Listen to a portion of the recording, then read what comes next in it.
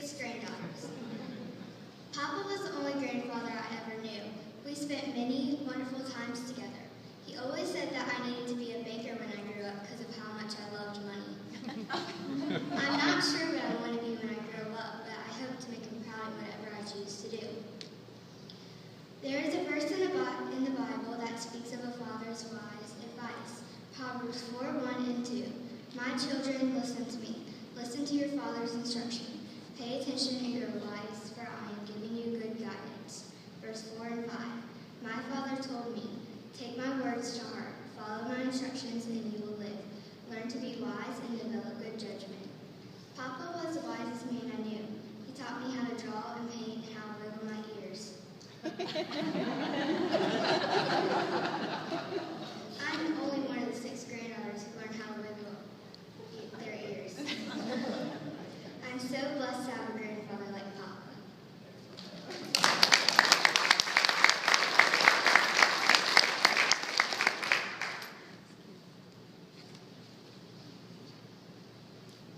I get to print it out, so it's on my phone. Sorry.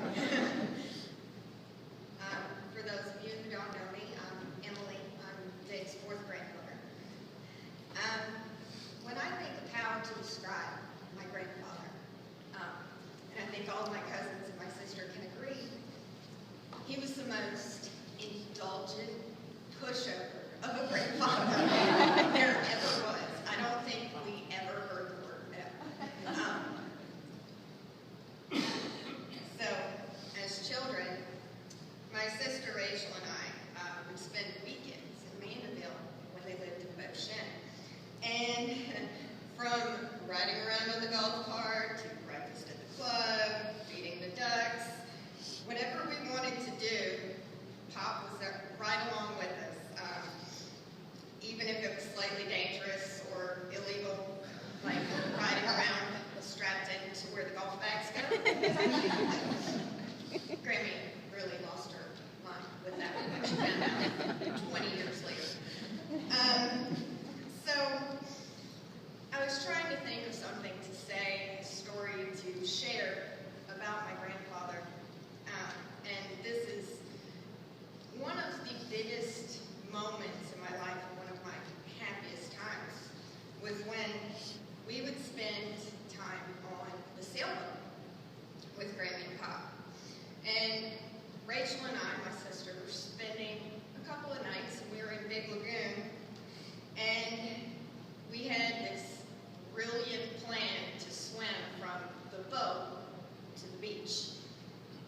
And we were probably about 2 football fields away from the beach, and couldn't have been more than 10 years old. So this wasn't our most brilliant idea. It really wasn't that well thought out. And it still didn't take that much convincing for Pop to go, sure, go ahead. Just stay inside. So, we jumped off the boat, headed for the small beach, and after about 15 minutes of swim, fight, play, swim, fight, play, turn around, Pop's in the dinghy with the motor just barely going, just enough to keep him propelling forward, not backwards. And he's giving us our space, but he's just sitting there waiting and making sure that if we needed him, he was right there. And so after about an hour or so, we made it to the beach, and we were absolutely exhausted, obviously. And Pop looks at us, kind of pulls the boat around and says, time to swim back.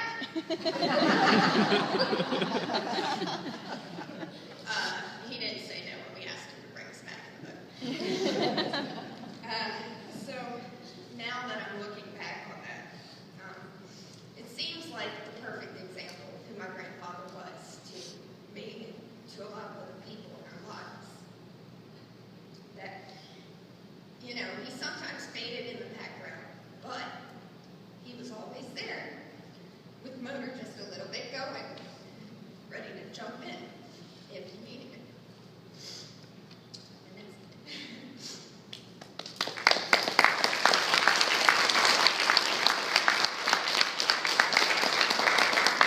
it.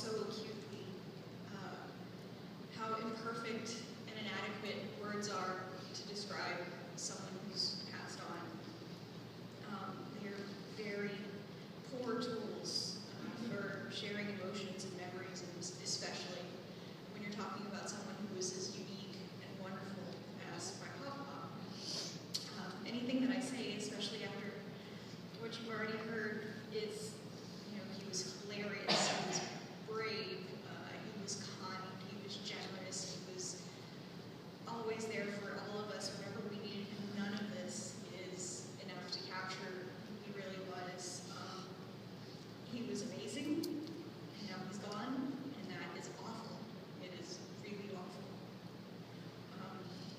And the best way that I can think to give you some idea of what he meant to me is to tell you a story like Emily did.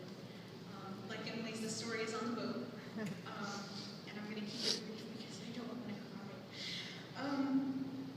When I was younger, I was pretty much the textbook definition of an indoor kid.